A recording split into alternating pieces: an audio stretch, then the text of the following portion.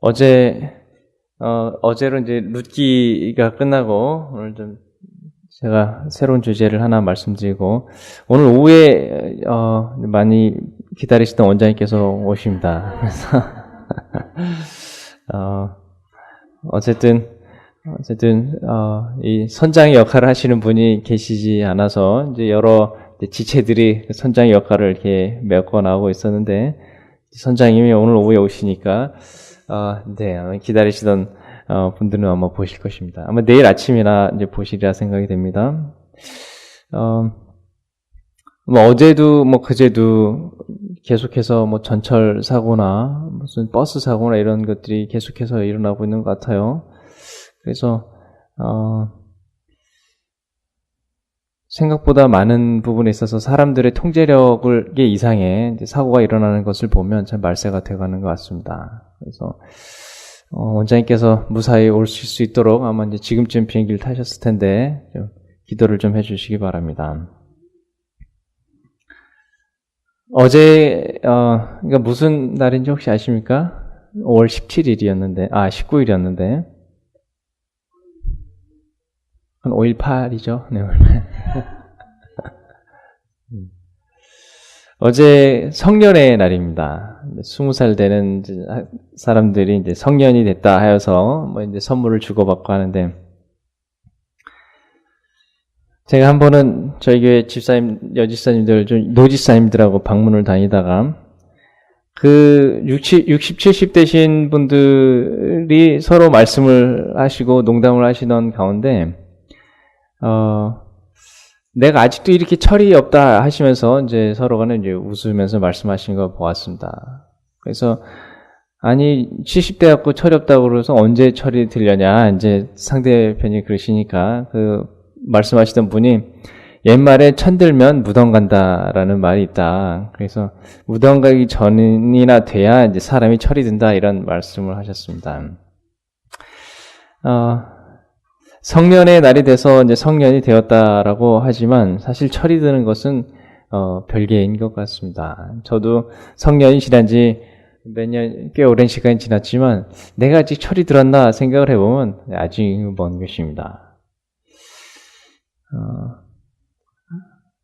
한 유명한 목사님, 아마 새로운 교회에 몇 번 다니신 분들은 아마 들으셨을 텐데 지금은 이제 은퇴하신 유명한 목사님이신데 그 목사님이 초등학교 시절에 맨 앞에 앉아서 전도회를 하고 있을 때 그 강사로 오신 목사님께서 확언을 하시면서 이 아이가 철이 들기 전에 예수님께서 재림하실 것이다 이렇게 말씀하셨는데 아직 재림을 안 하신 거는 내가 철이 안 들었기 때문에 아직 예수님이 못 오시는 거다 이런 말씀을 종종 하신 적이 있습니다. 근데 그분이 지금 은퇴를 하셨어요.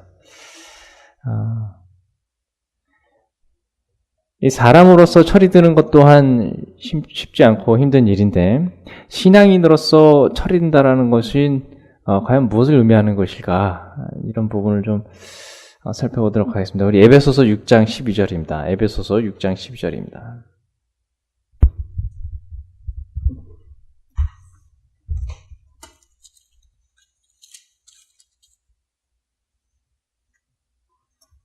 우리의 씨름은 혈과 육에 대한 것이 아니요 정사와 권세와 이 어둠의 세상 주관자들과 하늘에 있는 악의 영들에게 대함이라. 네, 우리 18절까지 좀 읽겠습니다. 그러므로 하나님의 전신 갑주를 취하라. 이는 악한 날에 너희가 능히 대적하고 모든 일을 행한 후에 서기 위함이라. 그런즉 서서 진리로 너희 허리들을 띠고 의의 흉배를 붙이고 평안의 복음에 예비한 것으로 신을 신고 모든 것 위에 믿음의 방패를 가지고 이로써 능히 악한 자의 모든 화전을 소멸하고 구원의 투구와 성령의 검 곧 하나님의 말씀을 가지라. 모든 기도와 간구로 하되 무시로 성령 안에서 기도하고 이를 위하여 깨어 구하기를 항상 힘쓰며 여러 성도를 위하여 구하고. 네, 아주 유명한 성경절입니다. 우리가 살아가면서 혈과 육, 즉 인간의 몸으로서 갈등하는 것도 분명히 있겠지만 궁극적인 우리의 삶의 갈등은 무엇이냐면 영적인 갈등이다라는 것입니다. 근데 이것을 이기기 위하여서 여기에 쭉 승리의 요건이 갖춰져 있는 것입니다. 근데 18절에 보면 이 모든 것을 하나님의 말씀도 가지고 능히 약한 자의 이 불화살, 화전도 소멸하는 믿음의 방패를 가지고 이러한 것들을 하되 이 모든 것의 가장 기초가 되는 것은 무엇이냐면 모든 기도와 간구로 하되라는 것입니다.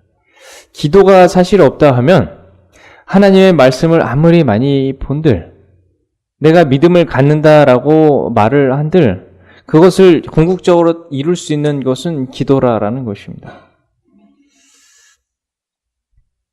제가 지금 이제 수원에서 여기까지 한 1시간에서 1시간 10분 정도 걸립니다. 근데 전에 있던 교회는 여기서 한 30분에서 40분입니다. 근데 딱 꼽으로 늘어났지만 이제 1시간이면 집에 오게 되는데 그것이 이제 지내다 보니까 짧지 않은 거리라 이제 느껴져서 자주 못 오게 됐습니다.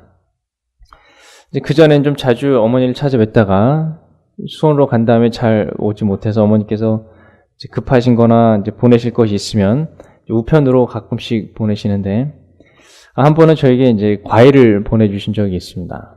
근데 어머니께서 어제 과일을 보냈다라고 말씀하셨는데 그 다음날 우체국에서 연락이 왔는데 아침 8시였습니다. 아침 8시에 우체국에서 원래 전화가 잘 오지 않습니다. 9시 이후로 오지. 근데 8시에 왔다라는 것은 물품을 배달하기 전에 물건에 이상이 있을 때 이렇게 오는 것입니다. 저에게 보낸 이 박스에 물이 많이 배어 나와가지고 이제 안에 아마 물건이 상했을 것인데 무엇이 들었느냐 이렇게 묻는 것입니다. 근데 제가 이러한 비슷한 경험이 그 전에도 있었습니다. 저희 처이모가 저기 충북에 사시는데 거기 아주 이 상급 이 대봉을 한 박스를 저에게 보내주신다고 주셨는데 그것을 이렇게 이리저리 던져가지고 안에 대봉이 터져서 저한테 배달 오기도 전에 아예 그 박스가 다 망가져가지고 저한테 전화가 와서 한참 그때 이제 다시 글로 보내서 배상을 받고 이런 했던 일이 있어가지고 웬만하면 이런 것들은 이제 우체국 택배로 보내야겠다라는 생각을 때 했었습니다. 다른 택배는 그런 시스템이 굉장히 복잡한데 우체국 택배는 그래도 조금 더 비싼 반면에 좀 잘 돼 있어서 근데 우체국에서 전화가 온 겁니다. 그나마 믿고 썼던 우체국 택배에서 안에 이제 터진 것 같으니 뭐가 들었느냐 하는 것입니다. 지난번에도 과일 터져서 제가 갈등이 있었기 때문에 이번에도 우체국에서 이런 소리를 듣자마자 제 마음속에 이제 화가 나는 것이죠. 대뜸 이제 배어나왔던 소리만 듣고 이제 제가 화를 낸 것입니다. 니네가 이거 자꾸 거기 분명히 이 주의나 이런 걸 쓰고 안에 터지지 말도록 우리가 다 했을 텐데 이거 막 던지고 밟고 해가지고 터진 거 아니냐 배상을 해라. 저쪽에서도 대뜸 화를 내는 것입니다. 이렇게 와가지고 배어나왔다라고 내게 말을 한 것인데 왜 나한테 화를 내냐라는 거예요. 화를 내면 저쪽에다 내라 이제 이렇게 하는 것입니다.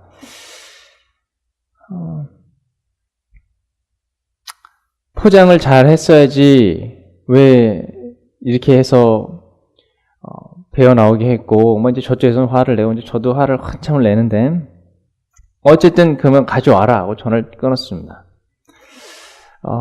이제 전화를 끊고 제가 생각을 해보니 늘 저희 어머니가 저한테 물건을 보내실 때는 그 수신자 이름에다가 제 이름과 함께 뭘 꼭 붙이시냐면 목사라는 칭호를 꼭 같이 붙이십니다.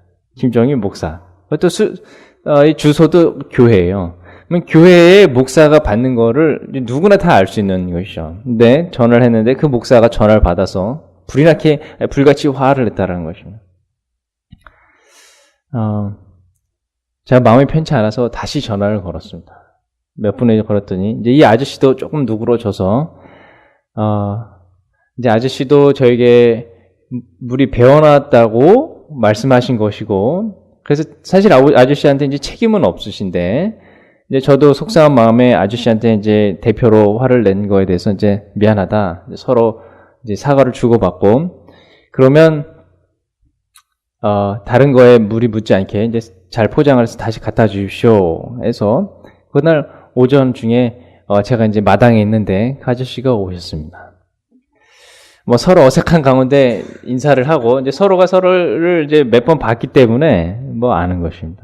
그걸 봤더니 아주 온 박스가 다 젖어서 비닐로 싸가지고 저한테 가져온 것입니다. 집에 들어와서 열어봤더니 멀쩡한 거예요. 과일이 아주 멀쩡한데 박스만 젖은 거예요. 그래서 왜 박스만 젖었을까 하고 제가 보내신 저희 어머니께 전화를 드렸습니다. 이게 어떻게 되었습니까? 여쭤봤더니 저희 어머니가 과일이 싱싱하게 갈 수 있도록 얼음주머니를 지어놓으신 겁니다. 그래서 오면서 얼음주머니가 아마 터진 것 같아서 이제 밖으로 물이 새어나온 것이죠. 이 과일이 터져서 나온 것이 아니라. 어머니의 그런 배려 속에 왔지만 사실 소비자 측의 실수였던 것입니다. 거기에 이제 물이 나오게 된 것은. 제가 이제 그것을 아저씨한테 말씀드리진 않았어요. 말씀드리면 이제 제가 굉장히 면이 안 쓸 것 같아가지고 아직까지 말씀을 드리지 않았는데 제 실수였던 것입니다. 저희 쪽의 실수였죠. 이것이 제가 봤을 때 이제 기도라 생각을 하는 것입니다. 기도라는 것을 굳이 이 형태를 갖고 아주 거창한 것을 하나님께 간구드리고 이러한 어떤 행위를 뜻하는 것보다는 매 순간 내 마음속에 들려오는 성령의 음성을 가지고 내가 이것에 순종하고 그리스도인답게 살 수 있도록 그 능력을 간구하는 그 순간순간의 짧은 만남들, 하나님의 음성을 듣고 거기에 순종하는 것, 이러한 모든 것이 다 기도의 연장선이라는 것입니다.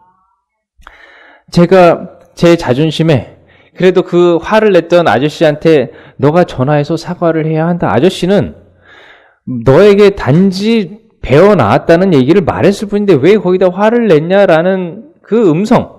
그래서 네가 전화해서 다시 사과를 해야 된다는 그 음성은 분명 성령의 음성이었던 것이죠. 제가 만약에 그 음성을 거절하고 전화를 안 했다면 더 괴로웠을 것입니다. 제가 거의 이 아저씨를 한 2, 3일에 한 번씩 봅니다. 저희 담당 구역 아저씨이기 때문에. 근데 만약에 그때 화를 내고 사과를 안 했다면 그 어색해가지고 아마 아저씨가 그다음부터 좀 안 좋은 마음을 품었으면 아마 저희 쪽에 오는 모든 우편물을 어떻게 배달할지 모르는 것입니다. 하지만 그 마음, 제 자존심을 굽히고 전화를 해야겠다라는 그러한 성령의 음성과의 갈등, 이 모든 것이 다 일련의 기도의 과정이라 할 수 있다는 것이죠. 그래서 중요한 기도의 우리가 유명한 말은 우리가 호흡을 하듯이 삶을 위해서 호흡하듯이 우리의 영혼 또한 살기 위해서는 호흡 같은 기도를 계속 해야지만 이 영혼이 끊기지 않고 죽지 않고 살아갈 수 있다라는 것입니다. 그래서 무릎 꿇고 하나님께 간절히 기도드리는 것 또한 중요하지만 걸어가서나 앉아있으나 서서나 지금 또한 내 마음속에 사단의 잡념을 집어넣는 것으로부터 벗어나기 위한 또 그것을 차단하기 위한 하나님께 대한 간구, 이 모든 것들이 다 기도라는 것입니다. 이것이 기본으로 돼야지만 조금 전에 읽으셨던 에베소서에 나와 있는 혈과 육에 대한 싸움이 아닌 이 영들의 싸움에서 승리할 수 있다는 것입니다. 우리 마태복음 5장을 하나 좀 보도록 하겠습니다. 마태복음 5장입니다.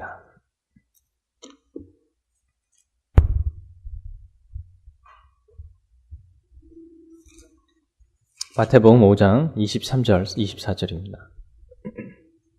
그러므로 예물을 제단에 드리다가 거기서 내 형제에게 원망 들을 만한 일이 있는 줄 생각나거든 예물을 제단 앞에 두고 먼저 가서 형제와 화목하고 그 후에 와서 예물을 드리라. 네. 하나님께 예배하고 혹은 하나님께 기도를 하려고 하다가 내 형제나 내 주변 사람들과 갈등이 있어서 내가 잘못한 부분이 생각이 나거든. 나에게 예배 드리는 것 또한 중요하지만 그 사람과의 관계를 먼저 회복하고 와서 나에게 기도를 드리라라는 것입니다. 그러한 잘못을 잔뜩 해놓고 와서 하나님 용서해 주세요. 저는 하나님의 자녀입니다. 라는 것이 의미가 없다라는 것이죠.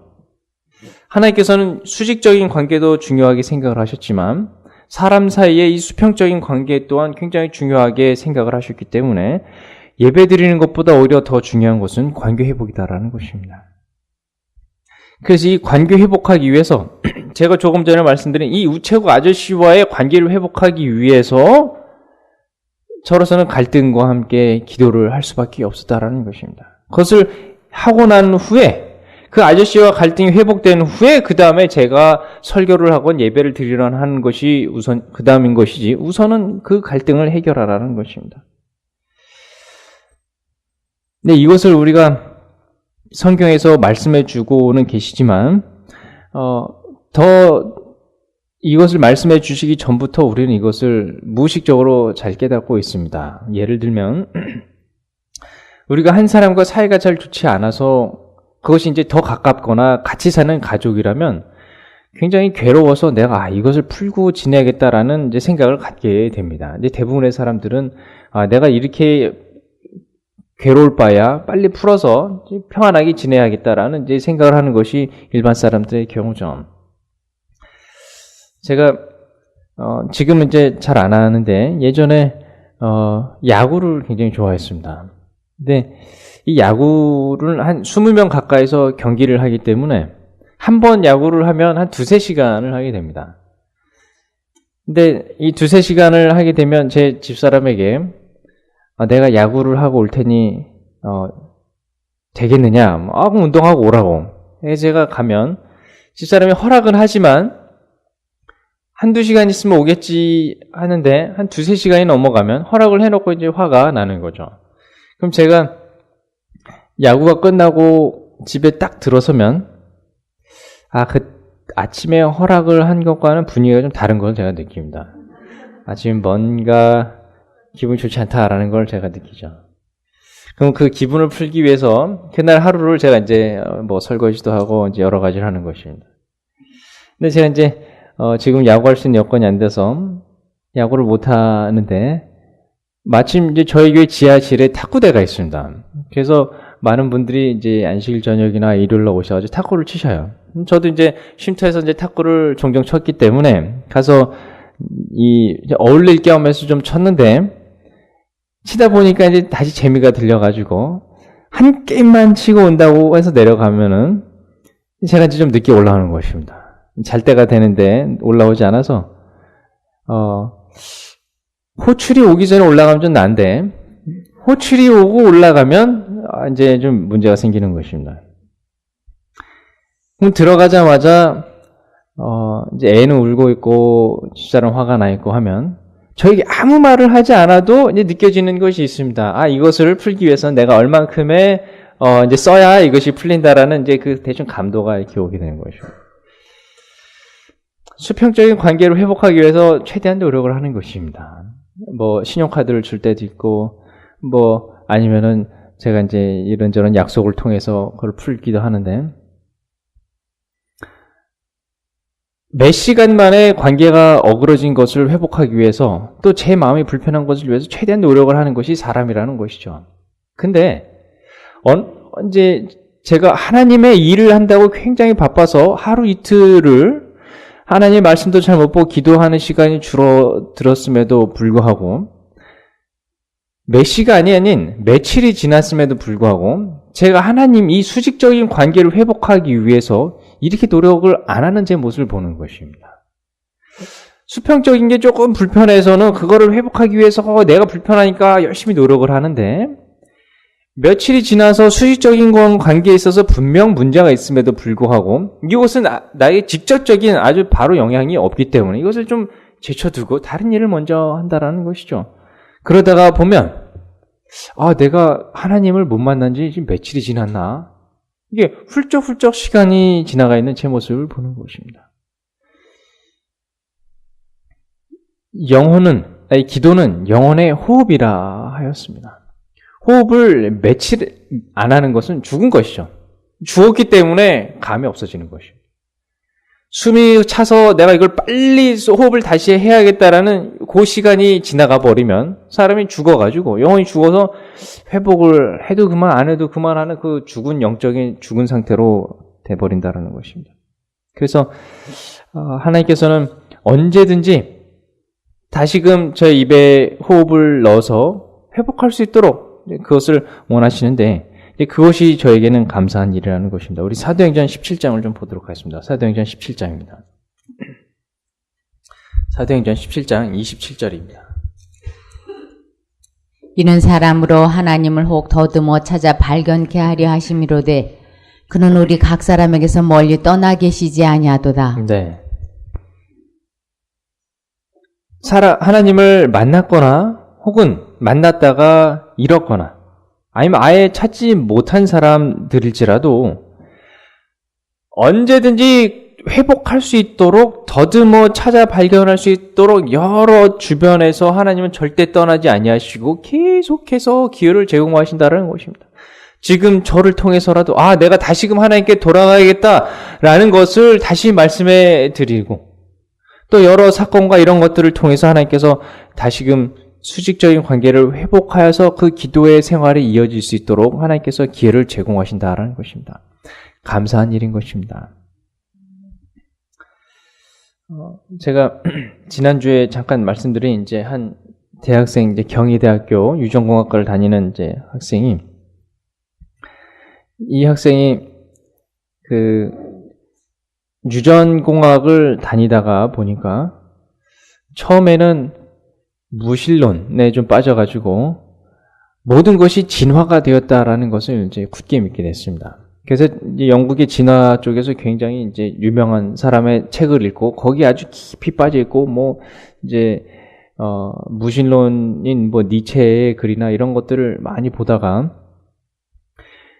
더 깊은 연구를 해보니까 이 유전자가 이렇게 돌아간다라는 것은 창조주가 있는 것을 본인이 깨닫게 됩니다. 그래서 내가 이걸 깨달아야겠는데 도대체 이것을 어떻게 하면 깨달을 수 있을까 해가지고 인터넷을 많이 이렇게 뒤지면서 창조과학 부분에 있어서 동영상도 보고 강의도 듣고 있다가 너무 늦었은지 잠자리에 들면서 컴퓨터를 끄고는 내가 딱 그 부분, 이게 하나님께 창조해서 이렇게 발전된 부분이 어떻게 하면 좀 깨달아질까 굉장히 깊이 생각을 하다가, 이럴 때는 기도를 해봐야겠다 해서, 하나님, 창조자 하나님이 살아계시면 내가 이 부분을 좀 깨달을 수 있도록 좀 도와주십시오 하고는 잠이 들었어요.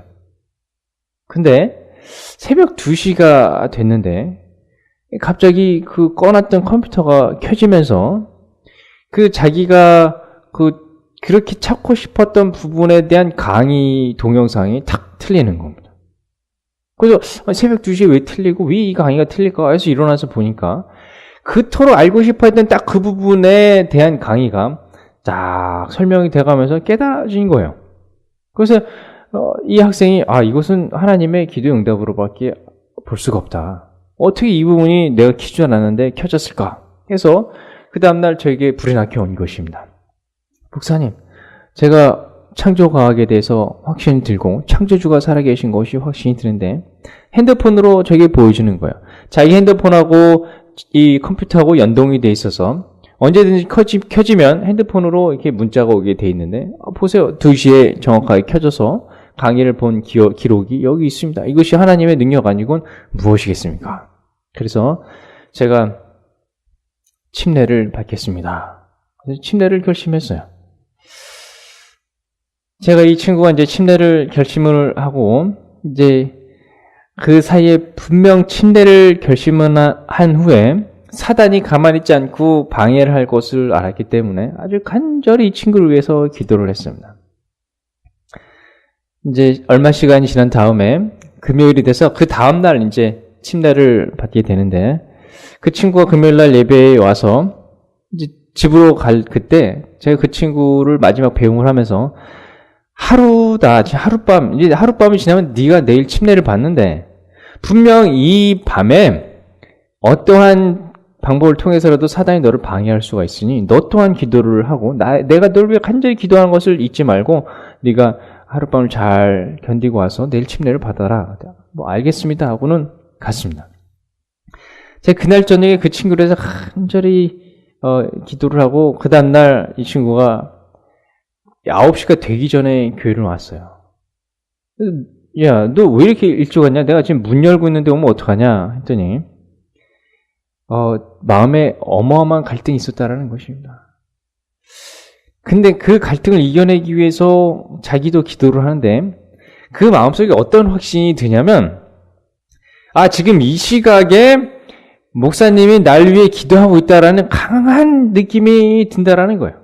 그래서 목사님도 날 위해 강하게 기도를 하고 있어서 사단으로부터 나를 구해내기 위해서 하나님의 천사를 보내시고 있으니 나 또한 그 기도를 힘입어서 기도를 해야겠다 해서 이 친구가 간절히 기도를 해서 침례를 못 받게 하려는 그 사단의 갈등을 벗어나기 위해서 내가 이렇게 갈등할 게 아니고 차라리 교회 일찍 가서 내 결심을 보여줘야겠다 해서 일찍 왔다라는 것입니다. 그러고 나서 이 친구가 30분 동안 교인들 앞에서 자기의 이야기를 하는 것입니다. 근데 제 마음속에 깜짝 놀란 것은 그 친구가 내가 기도했다라는 그 시각을 정확하게 얘기를 하는 것입니다. 내가 기도한 시각을 이 친구가 정확히 알고 있는 것입니다. 어떻게 이것이 가능할까? 난 집에서 기도를 했는데 어떻게 이 친구가 그 시각에 내가 기도했다는 것을 알 수 있을까? 이것이 기도의 힘인 것입니다.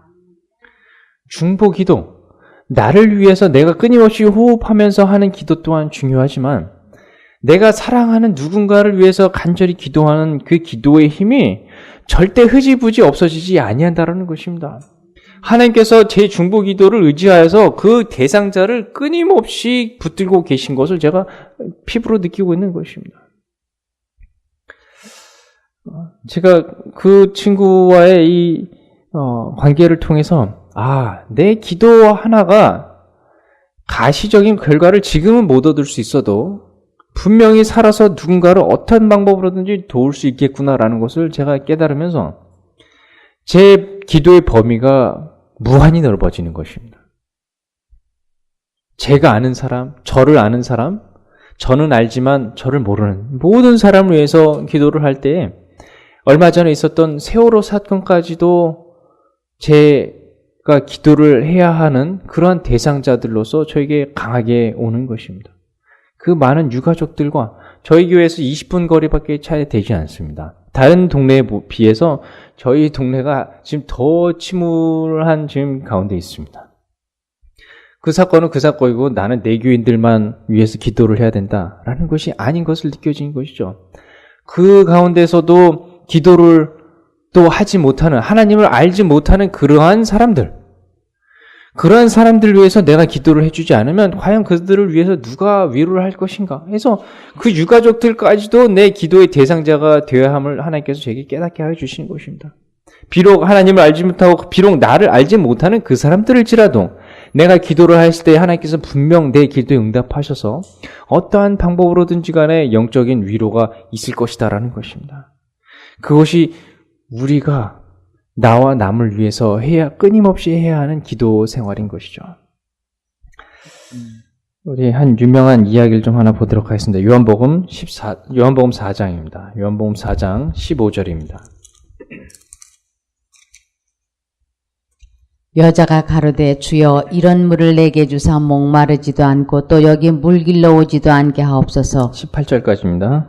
가라사대 가서 내 남편을 불러오라. 여자가 대답하여 가로되 나는 남편이 없나이다. 예수께서 가라사대 내가 남편이 없다 하는 말이 옳도다. 내가 남편 5이 있었으나 지금 있는 자는 내 남편이 아니니 내 말이 참되도다. 네. 이 여자가 5명의 남편이 있었다라는 것입니다. 남편과 이혼을 했건 사별을 했던지 간에 공식적으로 5명의 결혼을 했고 그 다음에 지금 6번째 남자는 아직 결혼하지 않고 동거하고 있는 상황이다라는 것이죠. 지금도 이렇게 6명의 남자와 거쳐서 살고 있는 여자라 하면 보통 유명해질 것이 아닌 것입니다. 특별히 서울 시내 한 아파트에 살면 그것이 좀 덜 할 수 있어도 이렇게 동네에 우물 있는 동네에 사는 사람이 그곳에서 계속 살았는데 그 여자가 5명의 남자를 갈아쳤더라라고 하면 동네 아줌마들이 모여가지고 하루 종일 하는 얘기는 그 얘기밖에 없을 것입니다. 근데 아줌마들이 주로 어디서 모이냐면, 네, 옛날 보면 이 빨래터, 우물가에서 모이는 것입니다. 그러면은 아침에 나와서 그 여자 얘기하고 저녁에 나와서 그 여자 얘기를 하는 것입니다. 그 자기의 이야기를 하는 것이 듣기 싫어가지고 아무도 나오지 않는 이 떼약볕인 낮에 몰래 나와서 물 한 동이 떠가는 것이 여자의 삶이었던 것입니다. 그렇게 부끄러운 상황에서 한 남자가 와가지고 말을 하는데, 너가 매일같이 제발 내가 물들어 안 가가지고 그 여자들, 나를 이렇게 욕해대는 여자들을 좀 안 만났으면 좋겠는데 어쩔 수 없이 물을 마시고 살아야 되니까 물동이 하나는 이고 나와서 매일같이 가지러 나오는데, 만약에 이런 물 없이도 한 번 마시면 영원토록 갈증이 나지 않는 생수를 준다 하면 그것은 너에게 희소식이 아니겠느냐라는 한 남자가 얘기를 하는 걸 보자 귀가 번쩍하는 것이죠. 그래서 처음 본 남자, 그리고 자신들을 개처럼 무시하는 그런 이방인의 이 남자가 와서 얘기하는데도 불구하고 제발 그 생수를 좀 맛보면 좋겠다 하여서 그 남자와 말을 섞고 있는 이 여자의 모습인 것입니다. 네, 그 생수 있으면 좀 주십시오. 그러고는 예수님께서 하늘의 생수를 맛보게 한 것입니다. 그 여자가 하나님의 말씀을 듣고, 이제 좀 살만하다.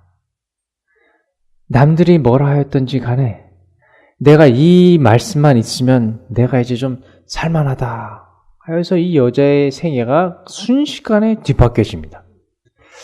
참 살만하니까 이 살만한 이 하나님의 말씀 생수를 그래도 나를 욕했던 그 사람들이지만 그 사람들에게도 좀 나눠주고 싶다라는 마음까지도 든 것이죠. 그래서 39절입니다. 39절에서 42절입니다.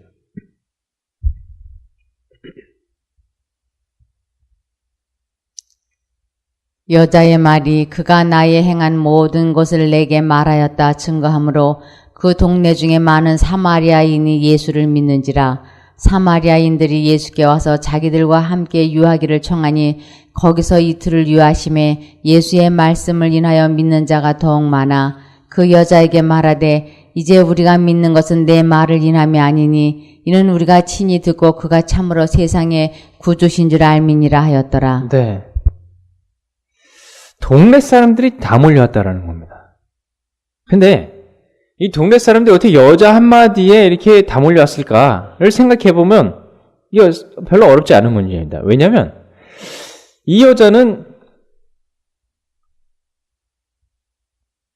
평상시에 얼굴도 내밀지 않고 늘 숨어서 살던 그 여자인 것이죠. 근데 사람들이 오히려 몰려있는 이 회관에 와가지고 문을 벌컥 열어 제끼면서 내가 메시아를 만났다 하니까 이 여자가 얼굴을 아예 그냥 디민 정도가 아니고 와가지고 당당하게 얘기하는 정도면 웬만한 사건 가지고 이 여자가 이렇게 못 나선다라는 것입니다. 너무 궁금한 것이죠. 이 여자가 이렇게 말한 정도면 정말 궁금하다. 한번 가보고 싶다 해서 다 온 것입니다. 다 와서 듣고는 생수다. 하나님의 말씀이다. 그래서 이 온 동네가 다 예수님을 믿게 되었다라는 것입니다. 내가 사랑하는 사람을 위해서뿐만이 아니고 나를 욕한 그 사람을 위해서도 전하였을 때 그 사람들과 이 여자의 관계가 회복되었다라는 것입니다. 사실 내가 사랑하는 사람보다 내가 미워하는 사람 숫자가 아마 더 클 것이라 생각됩니다. 내가 제발 이 사람하고만 같이 안 있으면 좋겠다라는 그러한 사람들, 제 주변에도 널려 있는 것입니다. 어딜 가나 분명 그런 사람들이 있기 마련인 것이죠. 그 사람들을 위해서 내가 먼저 하나님, 이 사람 또한 구원받아야 될 영혼 아닙니까? 라는 기도를 하는 것이 예수님께서 여기 사마리아 여인에게 원하시던 것처럼 우리에게도 원하시고 계시다는 것입니다. 우리 앞에 하나 좀 잠깐 보시면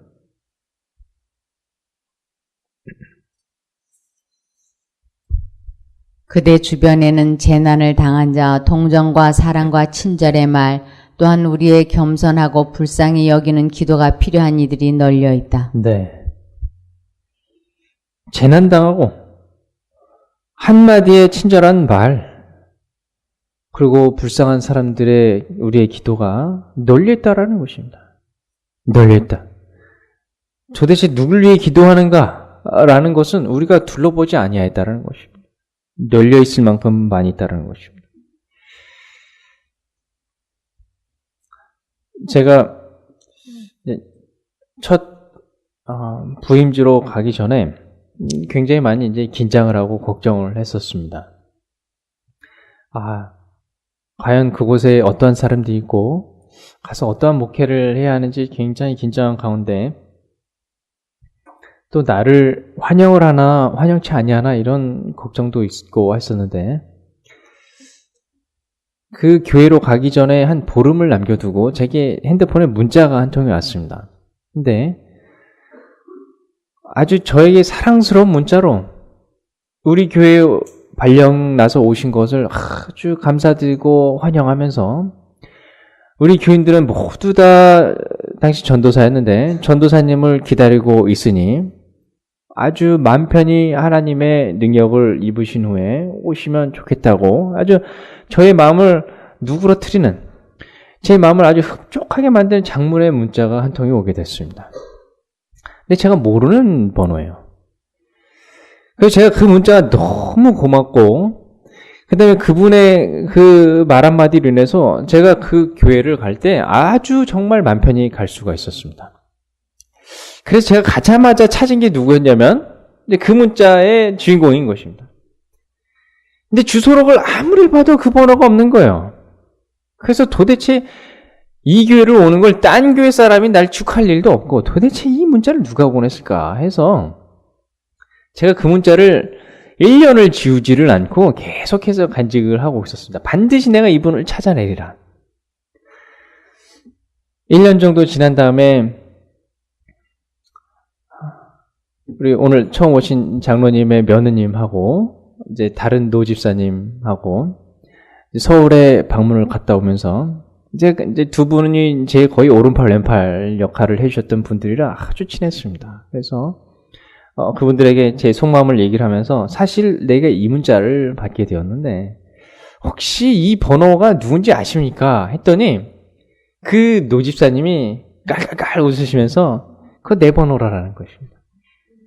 아니 근데 집사님 번호가 바뀌었냐 했더니 마침 저거 올 때 번호가 바뀌어가지고 그 주소록에는 옛날 번호가 들어갔다는 것입니다. 그래서 제가 새 번호가 들어가서 이제 제가 갖고 있던 옛날 번호를 이제 제가 못 찾게 된 것입니다. 그러면서 그렇잖아도 전사님 많이 절 찾을 거라 생각을 했는데 일부러 얘기를 안 하고 있었다라는 겁니다. 근데 저를 아주 곁에서 저 오른팔 좀 돕고 계셨던 그분이 바로 그 문자의 주인공이셨어요.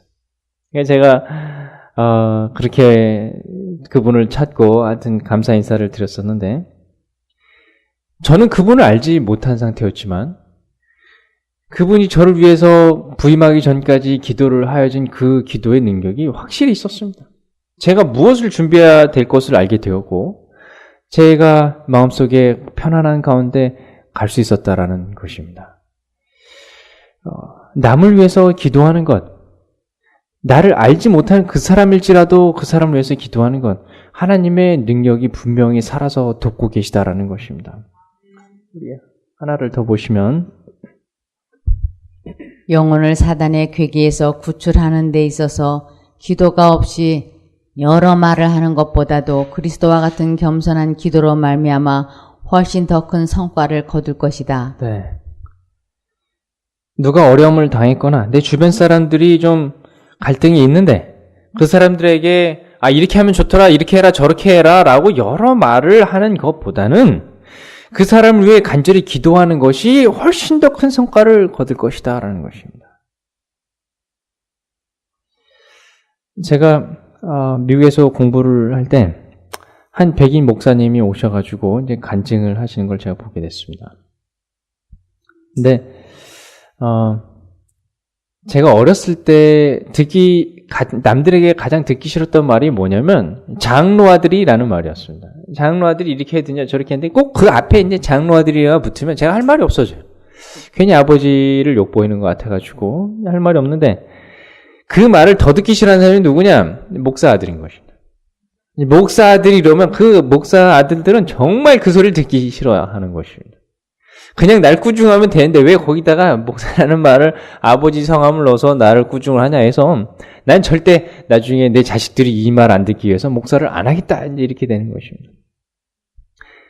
근데 이 말을 한국 목사님들 아들들만 느낀 줄 알았는데 전 세계의 모든 목회자 아들들은 다 느끼고 있었어요.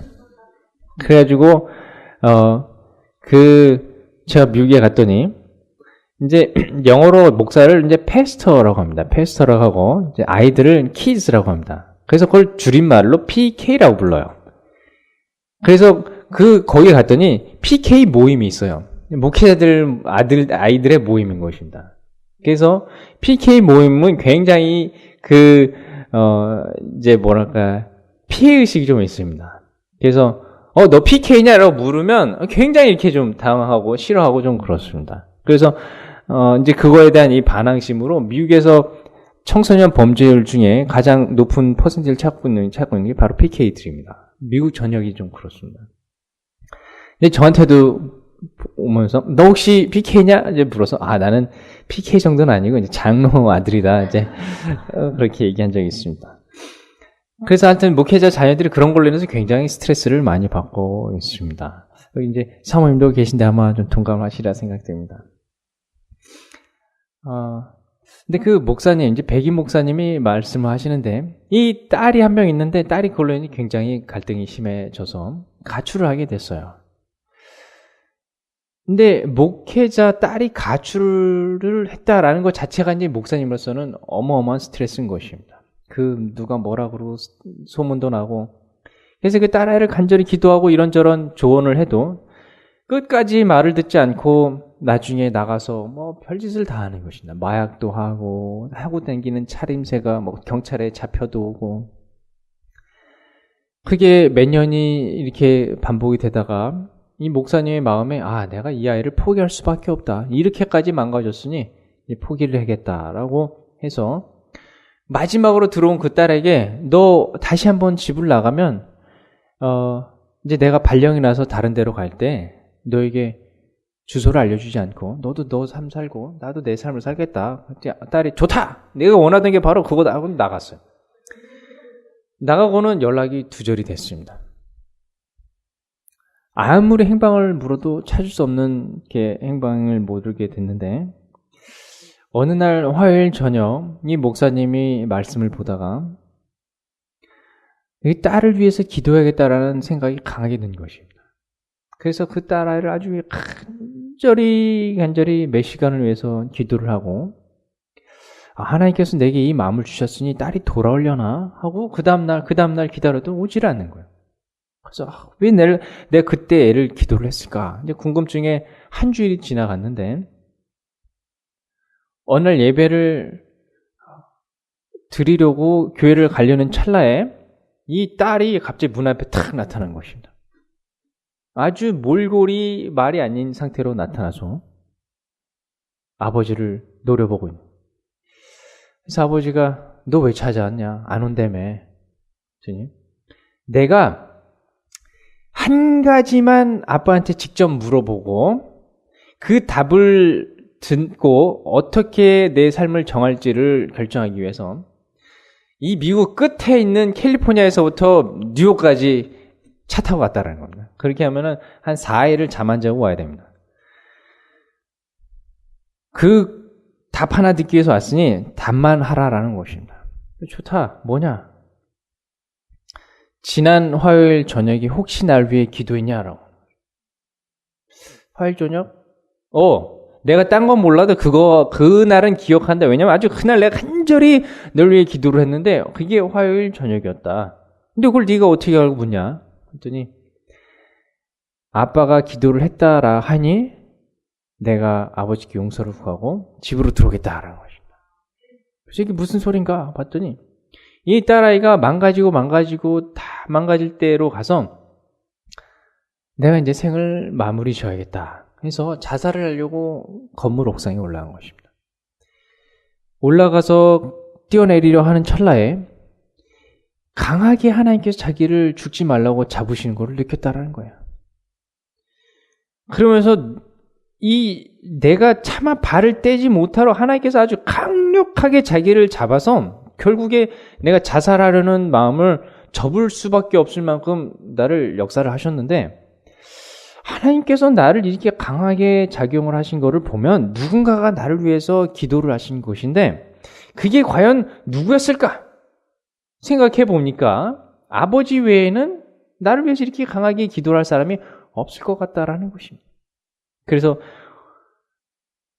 아버지가 나를 위해서 포기하지 않고 기도를 하신 것이면 내가 이제 가서 회개하겠다라고 해서 왔다라는 것입니다. 그래서 그 딸이 변화돼서 다시금 하나님 품으로 돌아왔다라고 간증을 하신 겁니다. 그래서 저 목사님이 남도 살리는 기도를 하였겠지만 자기 딸도 살리는 기도를 하였기에 정말 딸을 살리셨구나. 그래서 다들 감동의 아멘을 하였는데 마지막에 그 호소창에 그 딸이 나오는 것입니다.